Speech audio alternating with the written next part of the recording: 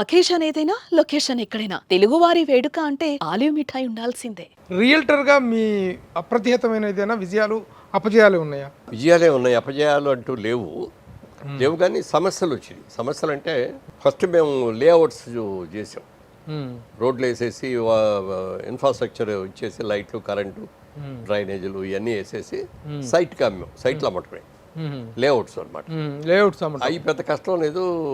4-5 ప్రాజెక్టులు, 5-6 ప్రాజెక్టులు చేసాం. అంతవరకు బ్రహ్మాండంగానే జరిగింది. కానీ ల్యాండ్ అసెంబ్లీ చేయటం మాత్రం చాలా కష్టం. ప్రొక్యూర్మెంట్ ఎందుకంటే చాలా లిటిగేషన్ ల్యాండ్స్ డబుల్ మన వల్ల కాదు. ఈ లిటిగేషన్స్ మనం పడలేకపోతున్నాం, మనం కన్స్ట్రక్షన్లోకి వెళ్దామని చెప్పి అనుకోవటం. ఆ టైంకి కరెక్ట్గా కేఎస్ రామారావు గారిది స్టూడియో ఉండేది. అవునవును. ఆ స్టూడియోది అతను అమ్మకానికి పెట్టాడు. పెడితే ఇది మనం తీసుకుంటే బాగుంటుంది అని కేఎల్ఎన్ రాజు గారని డివిఎస్ రాజు గారు అల్లుడు, వాళ్ళు ఆయన ఫైనాన్స్ చేశాడు. ఆయన తీసుకోవటం, ఆయన మేము అడిగాం, ఏమంటే మాకు ఇస్తే జాయింట్ వెంచర్ చేద్దాం అని అంటే ఓకే అండి అన్నాడు. జాయింట్ వెంచర్ మొదలుపెట్టిన తర్వాత కొన్ని రోజులు అయిన తర్వాత మురళీమోహన్ గారు నాకు వదిలేండి, నాకేమి ఇస్తారో డబ్బులుగా ఇచ్చేయండి, ఇమీడియట్గా ఏమి ఇవ్వక్కర్లేదు, ఒక 6 నెలలు సంవత్సరం తీసుకొని నాకు ఇచ్చేయండి. సరేనండి అని చేసాం. దానికి మార్కెటింగ్ ప్రాబ్లం అయింది. అప్పుడు ఇక్కడ ఎవరు నమ్మేవారు కాదు. ఊరు బయట పెడతారు, అక్కడేంటండి ఆటోలు దొరకవు, అక్కడేంటి స్కూల్స్ లేవు, హాస్పిటల్స్ లేవు. కాదండి, ఫ్యూచర్ చాలా డెవలప్మెంట్ వస్తుంది ఆ ఏరియా. జూబ్లీ హిల్స్ కంటిన్యూషనే కదండి ఇది. డెఫినెట్గా సిటీ ఎక్స్పాండ్ అవుతూ ఉంటుంది కదా బాగా. అప్పటికి ఐటీ అది ఏమీ లేదు, హైటెక్ సిటీ లేదు, ఏమీ లేవు. ఒక శిల్పారామం మాత్రం ఉంది అంతే. రోడ్డు కూడా లేదు, తార్ రోడ్డు కూడా కాదు కదా, మామూలు కంకర రోడ్డు తప్ప ఇంకోటి లేదు. ఇక్కడ సేల్ అవ్వకపోయేటప్పటికి అసలు నేను ఇక్కడ కాదు, నేను ఎన్ఆర్ఐస్ అమ్ముతానని చెప్పి అమెరికా ముందు వెళ్ళాము, తర్వాత యూకే వెళ్ళాను, సింగపూర్ వెళ్ళాను, ఆస్ట్రేలియా వెళ్ళాను, దుబాయ్ వెళ్ళాను, మార్కెటింగ్ వెళ్ళిపోయి చేసాం. మొత్తం మీద 60% అమ్మాను. 60% అమ్మిన తర్వాత న్యూయార్క్లో వరల్డ్ ట్రేడ్ సెంటర్ కొట్టేశారు. అది కొట్టేయడంతో మళ్ళీ అందరూ ఎలా అయిపోయారు, ఎన్ఆర్ఐస్ అందరూ. మనం అక్కడ ఇక్కడ ఇన్వెస్ట్ చేసి మన డబ్బులు పాడు చేసుకోవడం కాదు, రేపు పొద్దున ఏది ఎప్పుడు వస్తే ఎలా వస్తుందో తెలియదు అని చెప్పి వాళ్ళందరూ అప్పుడు దాకా కొందాం అనుకున్నాడు. కొంతమంది స్లో డౌన్ అయిపోయారు. సరే అయినా సరే మనం వర్క్ ఆపకూడదు, వర్క్ ఆపేమంటే మనకి బ్యాడ్ టైం వస్తుందని అప్పుడు మెడ్రాస్లో ఉన్న నా ఇల్లు అమ్మేసేసి మన సినిమా ఫైనాన్స్, అప్పుడు బ్యాంక్ లోన్లు కూడా వచ్చాయి కదా, ఫస్ట్ ప్రాజెక్ట్ కదా అది, బ్యాంక్ లోన్లు కూడా వచ్చాయి కాదు. మన సినిమాకి చేసే సత్యరంగ ఇల్లును దగ్గర వెళ్ళి ఫైనాన్స్, మరి సినిమా ఫైనాన్స్ అంటే 4 రూపాయలు 5 రూపాయలు వడ్డీలు. బాబు ఇది రియల్ ఎస్టేట్ అయ్యా, దీంట్లో అన్ని ప్రాఫిట్స్ ఉండవు, మీరు రీజనబుల్గా ఇవ్వండి అని అంటే వాళ్ళు 3 రూపాయలు వడ్డీకి ఇచ్చారు. అప్పుడు 3 రూపాయలు, ఇప్పుడు లెక్కేసుకుంటే 3 రూపాయలు వడ్డీ అంటే కుస్తీ కస్తీ. అది అలా తీసుకొని చేసాం, ఫినిష్ చేసాం. ఆఖరాఖర్లోకి వచ్చేప్పటికి చాలా బాగుంది, ఇది బ్రహ్మాండంగా చేశారు. అంటే ఆ రోజుల్లోనే అపార్ట్మెంట్స్లో 100% బ్యాకప్ ఇచ్చాము. ఇదివరకు ఏం చేశారు అంటే కరెంట్ పోయినప్పుడు ఒక లైటు, ఒక ఫ్యాను, లిఫ్ట్లు పనిచేయవు, ఇట్లా ఉండేది. మేము 100% జనరేటర్ బ్యాకప్ ఇచ్చేసాం. మీరు కరెంట్ ఉన్నప్పుడు ఏం వాడుకుంటున్నారు అన్నీ వాడుకోవచ్చు. కరెంట్ ఇట్లా ఆఫ్ అయ్యి మళ్ళీ వితిన్ 9 సెకండ్స్లో జనరేటర్ ఆన్ అయిపోవాలి ఆటోమేటిక్గా.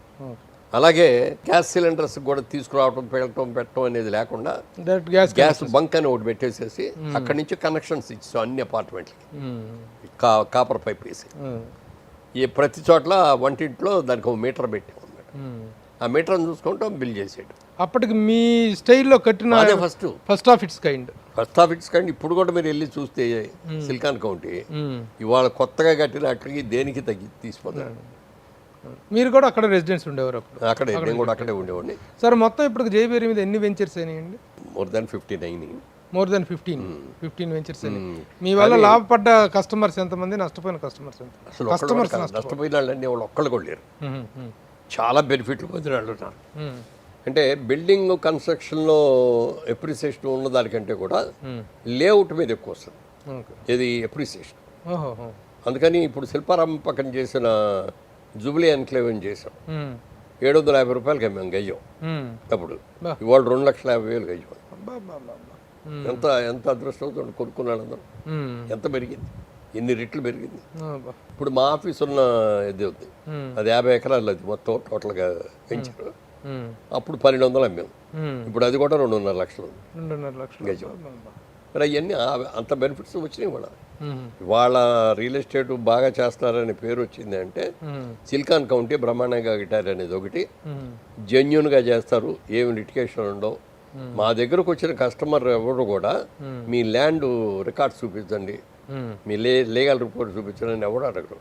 సార్ మీ మీద మాకు నమ్మకం సార్, ఇక అవన్నీ మాకు తెలియదు, మీ ఇష్టం అని చెప్పి అట్లా అంత భారం మన మీద వేసి వెళ్తారు.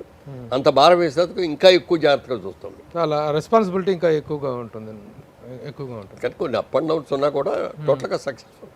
అదే రియల్టర్గా మీరు అసలు అంటే అసలు మా దగ్గర బ్రోకర్స్ కూడా ఉండరు, మీడియేటర్ కూడా ఉండడు. డైరెక్ట్ కస్టమర్ టు బిల్డర్ డైరెక్ట్గా ఆన్లైన్ ఏదో కస్టమర్కే రావాలి, మధ్యలో బ్రోకరేజ్కి ఇవ్వకూడదు అనేది మా పాలసీ. తర్వాత కంప్లీట్ వైట్ అమౌంట్. మురళీమోహన్ అంటే రియల్ ఎస్టేట్లో జెంటిల్మెన్, రియల్ ఎస్టేట్లో మెగాస్టార్ అనే పేరు వచ్చింది. సాధ్యపడటానికి చేసినటువంటి ప్రత్యేక ప్రయత్నాలు ఏమైనా ఉన్నాయా? జాగ్రత్త ఒక బిజినెస్ మ్యాన్గా మీకున్నటువంటి ఎక్స్పీరియన్స్ అయితే అంటే ప్రత్యేక అనేది లేదు కాదండి. మేము అనుకున్న మొదటి నుంచి కూడా పాలసీ ఏంటంటే రియల్ ఎస్టేట్కి వద్దాం అనుకున్నప్పుడు ఇక్కడ చాలామంది డిస్కరేజ్ చేశారు. ఇక్కడంతా కూడా నువ్వు కొన్న ల్యాండ్ రేపు పొద్దున ఎవడో వచ్చేసారు రాళ్ళు బీకేసి మళ్ళీ ఇంకోళ్ళు ఎవటేస్తాడు దాంట్లో, ఇన్ని చాలా తగాదాలు ఇవన్నీ ఉంటాయి. డబుల్ రిజిస్ట్రేషన్ త్రిబుల్ రిజిస్టర్ వద్దంటే మీలాంటి వాళ్ళు వస్తే చెడ్డ పేరు వచ్చేస్తాను వద్దండి అని చెప్పారు. నేను అప్పుడు చెప్పింది ఒకటే చెప్పాను, మీరు కాయిన్కి వన్ సైడే చూస్తారు, నేను టూ సైడ్ సెకండ్ సైడ్ చూస్తున్నాను. ప్రతి వాడికి ఒక కళ, నాకు సొంత ఇల్లు కావాలి అనేది ఒక కళ. ఆ కళ నెరవేర్చుకునే ఒక కళని నిజం చేసే ఒక పవిత్రమైన వ్యాపారం ఇది. నేను ఆ కళని నిజమయ్యేటట్టు చేస్తాను ఇది అని చెప్పి అట్లా చేసాం. ఎవ్వడు ఒక్కళ్ళు కూడా మా దగ్గర కొన్ని నష్టపోయే వాళ్ళు ఒక్కళ్ళు కూడా దొరకరు. దొరుకుతారు సార్, దొరకరని మీరు చెప్తే ఎట్లా దొరుకుతారా? ఇప్పుడు విజయవాడలో ఎక్స్టైర్లో కట్టినటువంటి దీన్ని అది నష్టమా లాభమా? నష్టమే కదా ఈ రోజున మీరు అది మా చేతుల్లో ఏమి లేదు, కట్టడమే ఆపలా. అదే మార్కెట్ లేకపోయినా కట్టేశారు. ఎందుకంటే మన దగ్గర ఆల్రెడీ అప్పటికి అడ్వాన్స్ ఇచ్చి కొంత పేమెంట్లు ఇచ్చిన వాళ్ళు ఉంటారు. ఇది ఇక్కడ క్యాపిటల్ వెళ్ళిపోయింది, ఇక్కడ నుంచి మార్కెట్ లేదు, అందుకని ఆపేసామంటే వాడే ఉంటాడు. అందుకని ఏం చేశారు? కంప్లీట్ చేసాం. కంప్లీట్ చేసి వాళ్ళకి కూడా కంప్లీట్ అయింది, అన్ని సేల్ అవ్వలేదు. మీరు నష్టపోయారు, మేమే నష్టపోయాం అంతే. దాని పేరేంటి సార్? ఆ వెంచర్ పేరు జేబేరి ద క్యాపిటల్. ఇప్పుడు ఏంటంటే అందరూ వచ్చేస్తే మాకేముండదు ప్రాబ్లం, ఎందుకంటే ఇక సొసైటీ ఫామ్ చేసేస్తాం, చెప్పేస్తాం అన్ని. దాని మంత్లీ మెయింటెనెన్స్ కానీ స్టాఫ్ కానీ కరెంట్ ఛార్జీలు కానీ అన్నీ వాళ్లే. ఇప్పుడు రాలా అంతమంది, అందుకని అన్నీ మేమే పెట్టాల్సి వస్తుంది. అదొక్కటే లాస్ వెంచరా మీకు? Loss venture. 111 అనేటువంటి దాన్ని ఎత్తేయటం వల్ల హైదరాబాద్లో రియల్ ఎస్టేట్ రంగం ఎలా ఉండబోతుంది? 110 కింద ఇక్కడ చాలా ల్యాండ్ ఉందండి. ఎలక్షన్ వచ్చిన ప్రతిసారి కూడా 110 ఎత్తేస్తున్నారు అనేది టాక్ వస్తూ ఉంటుంది. గవర్నమెంట్ స్టేట్మెంట్లు ఇస్తున్నారు. వాళ్ళందరూ చాలా హ్యాపీగా ఫీల్ అయిపోయి ఆయన ఈ హయాంలో మళ్ళీ ఈ గవర్నమెంటే రావాలని చెప్పి ఓట్లు వేసేస్తారు. 110 అనేది ఒక స్టేట్ గవర్నమెంట్ చేతిలోనే లేదు. అది సెంట్రల్ గ్రీన్ ట్రిబ్యునల్ అనే దాంట్లో ఏంటంటే ఎక్కడ గ్రీన్ ఏరియా ఉండాలి, ఎక్కడ కల్టివేటివ్ ఉండాలి, ఎక్కడ కమర్షియల్ అని అన్నీ కూడా వాళ్ళు రూల్స్ ఉన్నాయి. ఆ రూల్స్ని అధిగమించి చేయడానికి స్టేట్ గవర్నమెంట్కి పూర్తి వాల్యూ ఉండదు. ప్రపోజ్ ఇవ్వటం చేయటం ఇవన్నీ కూడా స్టేట్ గవర్నమెంటే చేయాలి, వాళ్ళు యాక్సెప్ట్ చేయాలి. వాళ్ళు యాక్సెప్ట్ చేసి పర్మిషన్ ఇస్తేనే అది వీలవుతుంది. ఇప్పుడు ఆ యాక్సెప్టెన్స్ వచ్చుద్దని నమ్మకం ఉంది? తెలియదు మనకి. ఇక్కడ సెంట్రల్ గవర్నమెంట్కి పూర్తి వ్యతిరేకంగా ఉన్నటువంటి ఉంది కదా, దీన్ని బట్టి ఇప్పుడు మరి గవర్నమెంట్ 111 ఎత్తేస్తున్నామని చెప్పి కేసీఆర్ ప్రభుత్వం అనౌన్స్ చేయడం అనేటువంటిది ఒక ఎలక్షన్ స్టంట్ ఏంటనుకోవాలి? అంటే వాళ్ళు ప్రయత్నం చేస్తారు, సక్సెస్ అవ్వచ్చు, ఫెయిల్ అవ్వచ్చు, మనం ఏం చెప్తాం. ఇప్పుడు సపరేట్ తెలంగాణకి ఎంతో మంది ప్రయత్నం చేశారు. అలా ప్రయత్నం చేసిన వాళ్ళు కేసీఆర్ గారు ఒకరు, ఈయన సక్సెస్ అయ్యాడు, మిగిలిన వాళ్ళందరూ ఫెయిల్ అయ్యారు. పొద్దున ఇది కూడా సక్సెస్ అవ్వచ్చు. అయితే సక్సెస్ అయితే గ్రీన్ ట్రిబ్యునల్ వస్తే మాత్రం ఇక 111 బోల్డ్ అంత ల్యాండ్ అవైలబుల్, ల్యాండ్ వాల్యూ పడిపోతుంది కదా, పడుతుంది, తగ్గిపోతుంది. ఎందుకంటే నష్టం రియల్ ఎస్టేట్ రంగానికి చాలా బోల్డ్ అంత ల్యాండ్ అవైలబిలిటీగా ఉంటుంది. రియల్ ఎస్టేట్ రంగానికి హైదరాబాద్కి నష్టం, ఎవరికి నష్టం? రియల్ ఎస్టేట్ నష్టం అంటే ల్యాండ్ బ్యాంక్ పెట్టుకున్న వాళ్ళకి నష్టం వస్తుంది తప్ప కొత్తగా చేసేవాళ్ళు వాటికి వందల ఎకరాల సైట్లో అట్లా పెట్టుకున్న వాళ్ళకి నష్టం వస్తుంది. మీరేం పెట్టుకోలేదా? మాది అంత లేదు, ఏదో 10 ఎకరాలు 15 ఎకరాలు, చిన్న మ్యాక్సిమం 20 100 ఎకరాలు ఉన్న వాళ్ళు 100 ఎకరాలు వాళ్ళు సఫర్ అవుతారు. వాళ్ళు బ్రహ్మాండమైన రేటు వస్తుంది, పలుకుతుంది, అవి పడిపోతాయి. వాళ్ళు 40 కోట్లు 50 కోట్లు అంటున్నారు ఎకరం. ఎప్పుడైతే అవైలబిలిటీ అవన్నీ వచ్చేసిందో అది 25 కోట్లకు 30 కోట్లకు తగ్గిపోతుంది. సరే, ధరణి పోర్టల్ గురించి యాజ్ ఎ రియల్టర్గా మీ స్టడీ ఏంటి సార్? ధరణి పోర్టల్లో కొన్ని ఇబ్బందులు ఉన్నాయి, జరుగుతున్నాయండి అవి. అది కరెక్ట్గా ఏమవుతుందంటే ఇప్పుడు నీ ల్యాండ్ నువ్వు కొనుక్కున్నావు, ఇది నా ల్యాండ్ అని చక్కగా అనుకుంటా కూర్చున్నావు. ఈ ధరణి పోర్టల్ చేంజ్ అయిన తర్వాత దాంట్లో మన పేరు రిజిస్టర్ అయిందో లేదో చూసుకొని అన్నీ ఏదో చేయాలి. అది చేయకపోతే ఏమిటంటే నీ సైట్కి ఇంకో పేరుతో రిజిస్టర్ అయ్యిందంటే ఆ ధరణి పోర్టల్లో ఎంటర్ అయిందంటే నథింగ్, నీకు వాల్యూ లేకుండా. అది ఎంత సైట్ వరకు అండి దానిలో పెట్టిన ఇది? దానికి ఇంతేం లేదు, ప్రతి ఎకరం కూడా దాంట్లో కౌంట్ అవుతుంది. ఎకరాల లెక్క మామూలు చిన్న సైట్ల ఎకరాల లెక్క ఎకరాల విదే 100 గజాలు ఇళ్ల స్థలాలు ఇళ్ల స్థలాలు వాటికి ధరణి వాడకూడదు.